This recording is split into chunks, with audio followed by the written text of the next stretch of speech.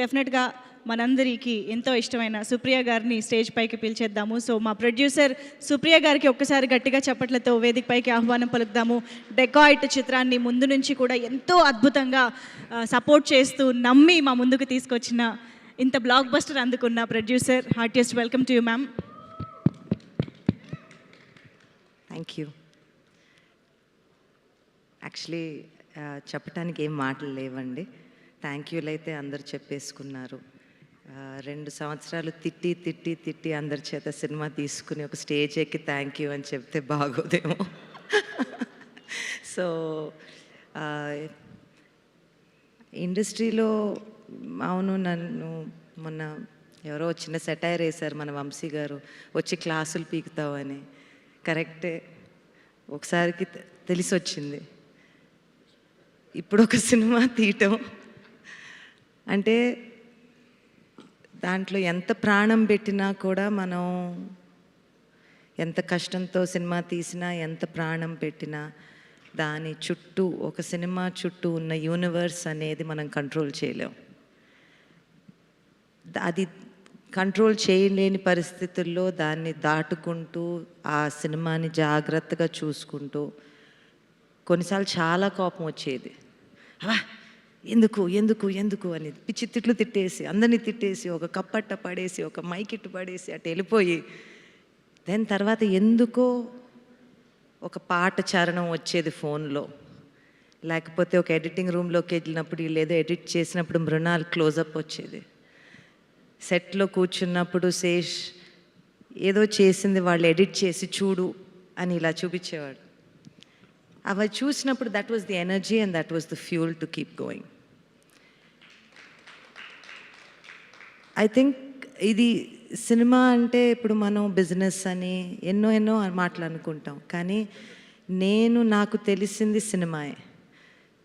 ఎందుకు మీరు ఇండస్ట్రీ గురించి చేస్తారు అని అన్న మాటకి వాస్ గారు, నాకు ఇండస్ట్రీలోంచే అంతా వచ్చింది, దాని నుంచే అంతా వచ్చింది. ఇక్కడే పెరిగాము, ఇక్కడే ఉన్నాము, ఏదన్నా ఇక్కడ దాటుకుంటూ వెళ్తే ఇక్కడ ఏదన్నా వదిలి వెళ్ళాలి అనే చిన్న కోరిక తప్పనిచ్చి ఇంకేం లేదు. Cinema industry has given us everything, given me everything I know. నేను ఈరోజు ఒక మనిషిగా ఇక్కడ నిలబడి ఇంతమంది మంచి మాటలు నా గురించి వింటున్నానంటే it's only because of cinema. So that being said, Dacoit అనేదండి నాకైతే కథ చెప్పినప్పుడు, కథ వింటూ ఉన్నప్పుడు దట్ ప్రాసెస్ పక్కన పెట్టేసి it's from the heart.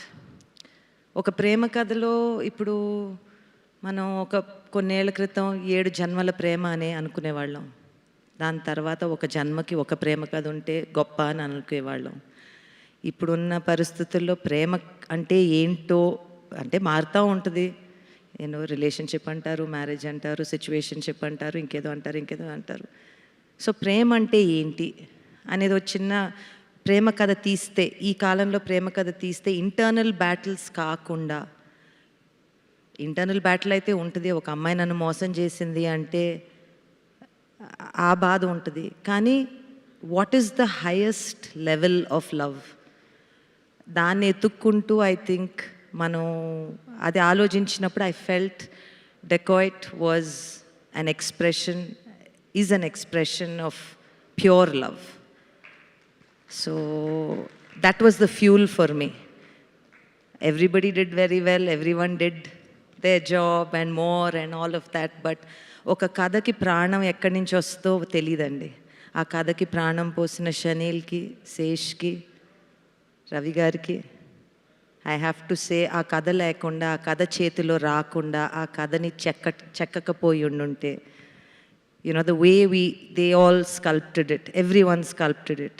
I think in theatre నుంచి బయటకు వచ్చినప్పుడు ఒక చిన్న భారంతో వచ్చాము, ఒక చిన్న హ్యాపీనెస్తో వచ్చాము అంటే ఇట్స్ ఓన్లీ బికాజ్ మనని టచ్ అయింది, మనం ఫీల్ అయ్యాం.